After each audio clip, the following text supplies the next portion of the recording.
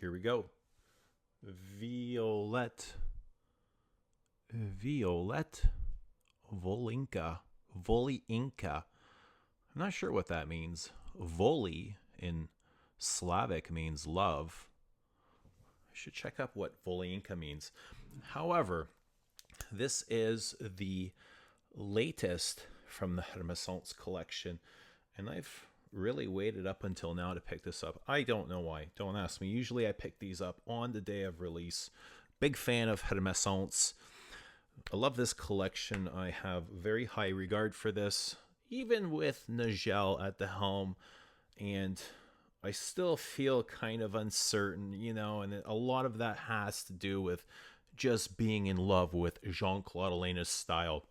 I loved his signature with the hermes collection, and now that she's come in and this is her fourth, it feels a little bit different. They've got a little bit more heft to them. They don't come out as airy and transparent, and that weightlessness that Jean-Claude had, almost like a hermes scarf blowing in the wind. There's just no weight to it. It's just very airy and elegant, and I kind of miss that. I think we're going to look back many years after Jean leaves us, and he'll be considered like one of the all-time greats. He'll be held in that esteem. But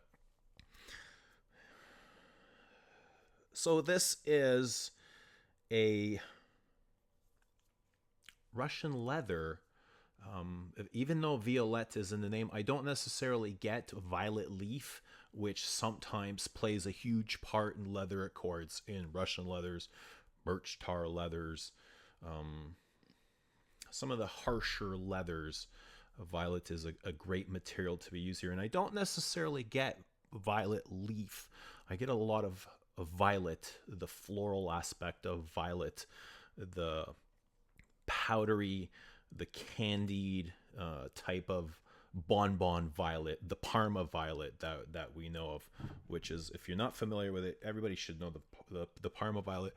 If you remember this is Insolence by I was going to say Musk Ravager. This is Insolence by Maurice Roussel, who did a co-op with Guerlain, and this is a very familiar thing, a comparable Parma violet note that you'll find in this. And then you get that, very floral top, candied, powdery, floral, wet. I know in the Hermes description they call it ozonic and aquatic, and I haven't been able to kind of point that out. There's only a little bit of space in the top. In the very first few seconds I spray this, I get like a wetness, and it's not, I don't know, is it wetness from a vase, or just a big wet Parma violet? I'm not sure, but I don't get anything aquatic or ozonic or any of that yet. I've only had this for 2 days, so I'm just giving a little bit of a rundown of first impressions. There's a lot more to this that I have to discover, but yeah, so I didn't really get that, but I did get a very interesting dry down, and this is where my almost like I come to a crossroads with this, because this tears me. The perfume for itself is absolutely beautiful. I love it. It's gorgeous, right? But then my mind starts wandering, and I start thinking. I was like, oh, what's that I smell? Oh, what's that where have I smelt this before? Oh, she took this from Cuir d'Angers.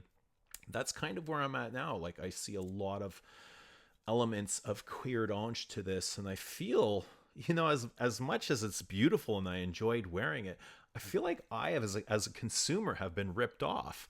I feel cheated. Like, I already have Cuir d'Angers. I would love to have seen her play a different theme. Keep it leather, right? You want to do a violet violinka, sure, but there's so many other things that could have been done here. And I'm surprised, because it does feel like a flanker to me. And I know that we're living in a flanker world, a flanker society, where we get flanked to death because people like what smells familiar and they want more of it, or just different versions of it. I mean, everybody's doing it. You go into shoes, you got million different colorways, and even watches are doing different colorways now. It's to put out more product, to push, because people are buying more stuff more than ever. And I personally, I'm not sure. It might not have been anything to do with that. It might not have been because Queer Orange is a huge seller. But I personally would have preferred to see Nigel visit a new theme. For whatever reason, she decided to visit this one, which is a great theme. If you're going to visit anything, visit Queer Orange. I think it's one of the most perfect leathers of all time. And I'll tell you why. I'll tell you why I think so far, and I can change my mind. I know how my mind works. And I know the more I get to know this, the more I'll start to drop my biases and appreciate it for what it is, without judging it for anything other than that. But Queer Orange to me is, the notes inside of Queer Orange are so carefully selected, and they all fit together so perfectly, like a gear that spins like this, and not one. If one gear is out of place, guess what happens, right? Guess what happens? But everything here in Queer Orange is so smooth. The whole perfume feels like one. When you smell the perfume, it feels like you have just smelled a Hermes leather bag, or a leather bag, or some sort of very high quality, expensive leather purse. It's absolutely perfect. It just flows like water down the river. Nothing feels out of place. It might be one of the most perfect technical perfumes I've ever smelled in my life, and beautiful as well.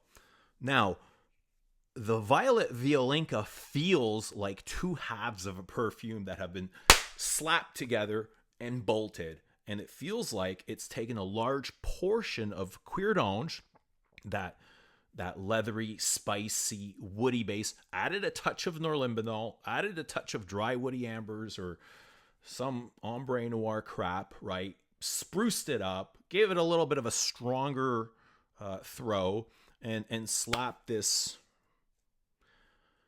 insanely interesting violet top to it.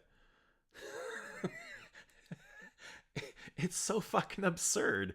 If you think about it, it's pretty absurd, and it works in its absurdity. I don't know how yet.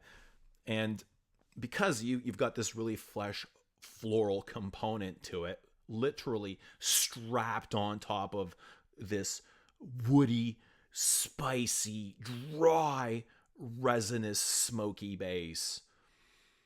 It's a huge contrast, a major contrast. Big, wet, lush florals on top of like ashy, tarry, birchy, leathery base. Somehow it works. It works. It works. It's weird, but it works. I think it's a very engaging perfume. The 2 days that I've had it, I've really gone into it, and it's deep. It's interesting. I think there's more to this that I have to discover. So I'm going to try and be... No, I'm going to, whatever it is, it is. That's what I'll report back. But I think it's going to be, for me, a good one. I think I'm going to enjoy this immensely. I'm just getting over some... these are my thoughts. These are the first things that I'm able to put together 2 days with this. Now, this is a very soft perfume. You can spray this on a blotter. You spray it on your hand. It means nothing. You need to wear this properly in order for it to develop and tell its story. Smells absolutely nothing on skin like it does on the blotter. It's really boring. There's just nothing there. You smell it and you're like, it's like some things. It doesn't smell like Parma. It just smells like some things. Nothing really exciting. You put it on skin, and man, oh man, it's got a little bit of pop to it. It's interesting. For me, I was engaged the entire day, the entire time I've had it. I just feel like it's just talking to me, just kind of talking to me. So yeah, it did keep me interested. I liked it for that aspect. I like it for what it is. Really nice. Butch leather. This is a dry, birchy butch. This is a harsher leather, but It's got that, I don't want to call it, it's not lipsticky violet, might be a little bit of iris in here. It feels more like, I would call it a cosmetic-y violet more than lipsticky. It feels a bit, and that's in part with that candied violet, that powdery candied violet. So powder coming from candy and cosmetics at the same time. That's what it feels like. Really nice. It, to smell it, because I'm so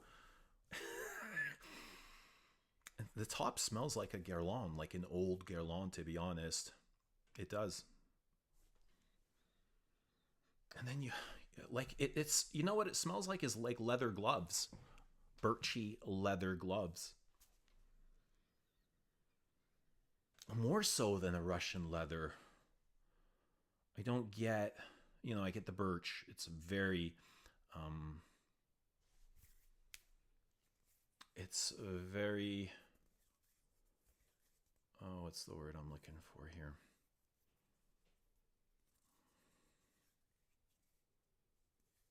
It's scratchy. Camphorous. It's very camphorous.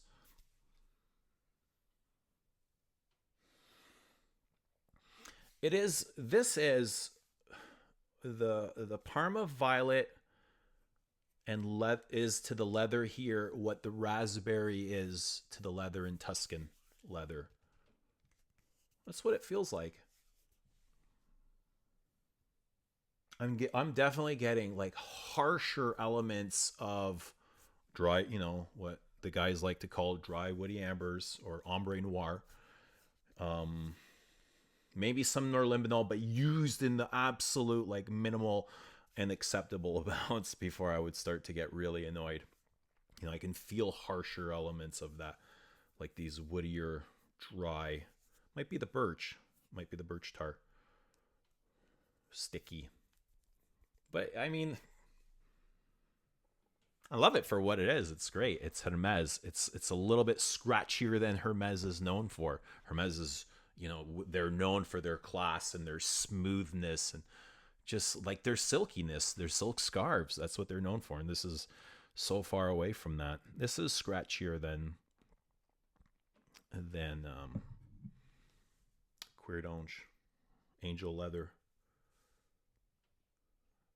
which is gorgeous. So anyway, first impressions. I'm going to spend a lot of time with this, and I think my mind is going to change. I'll get over the Jean-Claude Elena inspiration, and it's a good perfume. I do like it for what it is. All right, so let us know what you think. If you've been able to try Violette Volynka, let us know what that means, Violette Volynka. I should have looked that up before the review, but I will do so for the next review. All right, let us know what you think. Thanks for watching.